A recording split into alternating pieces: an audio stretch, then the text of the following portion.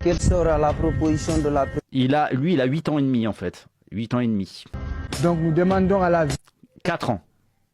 Il a 4 ans.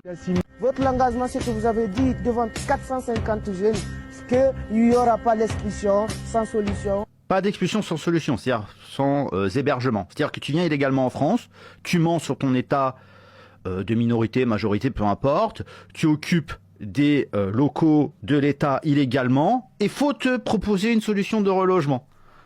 Enfin, il faut en fait. Les chiffres de l'immigration 2024 en France viennent de sortir et ils sont sans appel. Jamais dans son histoire, la France n'a accordé autant de titres de séjour. Ce précieux laissez-passer a été remis à 337 000 immigrés en 2024. C'est-à-dire que moi, par exemple, quand je passe dans les couloirs de l'Assemblée ou du Parlement européen, vous avez des types de la France insoumise qui viennent vous chauffer avec le téléphone à la main en cherchant à créer l'incident. C'est-à-dire qu'ils ont des comportements j'allais dire de voyous, mais c'est un peu boomer comme expression, mais ils ont des comportements de racailles.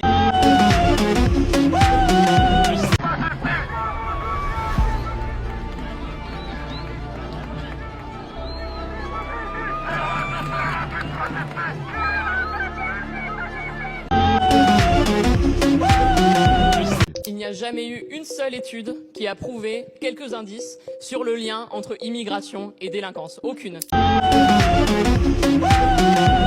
Chez nous, les étrangers représentent 24% de la population carcérale, alors qu'ils ne sont que 8% dans la population. Les 3 premières nationalités du système carcéral sont bien évidemment le trio maghrébin, mais voyons ce qu'il en est chez nos voisins européens, pour savoir si ce cas est une exception française. Et non, c'est pas une exception française. On va prendre là le cas de l'Allemagne, qui a un taux de mise en cause par nationalité similaire au nôtre. Idem pour la Suisse, l'Italie, etc.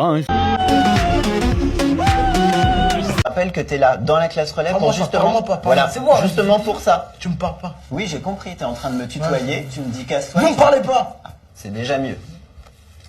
Mais tu es là pour travailler ça, d'accord? Donc là, tu me tutoies, tu me dis casse-toi, c'est un avertissement. D'accord. Sérieusement, Je sais. Je vous explique un truc, je m'en fous. Je sais que tu t'en fous, mais moi je te dis que je fais mon travail. Je m'en fous. Eux, ils font des gamins. Et en fait, tu te rends compte que au bout d'une vingtaine d'années, ces gros-là, souvent ils ressemblent à rien, ils sont gros, ils sont dégueulasses, au final, ils t'ont complètement exterminé sans même avoir à lever le petit doigt. Simplement parce qu'ils ont fait 6 gamins. Ici la première de couverture du Coran européen. On y voit Napoléon Ier tenir le texte sacré de l'islam.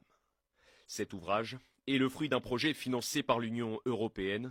Le montant est vertigineux, 9,8 millions d'euros selon nos confrères du JDD. Regardez bien ces images, c'est pas une zone sinistrée ni un bidonville, c'est une rue de Paris en 2025. Au pied d'un immeuble, les déchets s'amoncellent comme dans une décharge sauvage. Des poubelles et... T'as déjà eu ce moment où chacun dans un groupe parle de ses origines et tu te dis c'est stylé, c'est quel continent, c'est la région, et toi on te demande et on te dit que t'es français et tu te sens un peu con. Tu vois, ce petit sentiment de moi je suis français mais c'est pas stylé en fait. Mais putain mec, être français mais c'est littéralement le meilleur pays du monde genre. Là je suis sur le rocher où Vercingétorix a fait son discours pour rassembler tous les Gaulois pour lutter contre César. On est un peuple millénaire avec les Gaulois, ensuite avec les Francs, avec tous les Germains qui sont arrivés. On a une histoire complètement fou, on a une tradition incroyable.